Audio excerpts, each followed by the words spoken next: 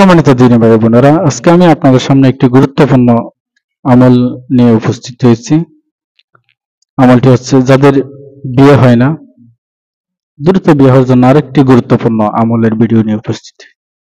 দ্রুত বিয়ে হওয়ার জন্য অনেকে সহজ আমল খুঁজেন। এই আমলটি ওই সমস্ত ছেলে বা মেয়েদের জন্য যাদের বিয়ে হয় না, বিয়ে বসে না, কোনো প্রস্তাব আসে না, তাদের জন্য। তবে এই ভিডিওটি আমলটি করার জন্য আপনাকে কোরআন তেলাওয়াত জানতে হবে।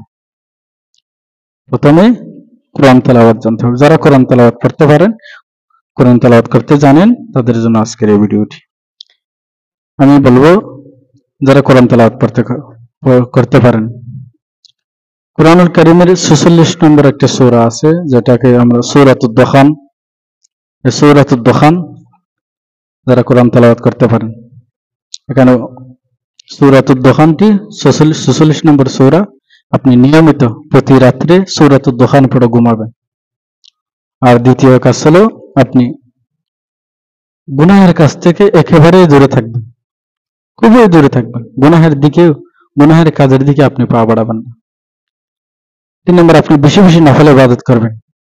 4 নম্বর, আপনি বেশি বেশি আল্লাহর দরবারে দোয়া করবেন, আল্লাহ তাআলা যেন দ্রুত পাত্র বা পাত্রীর ব্যবস্থা করে দেয়। এই জন্য যাদের বিয়ে হয় না, তাদের জন্য আজকের এই ভিডিওটি।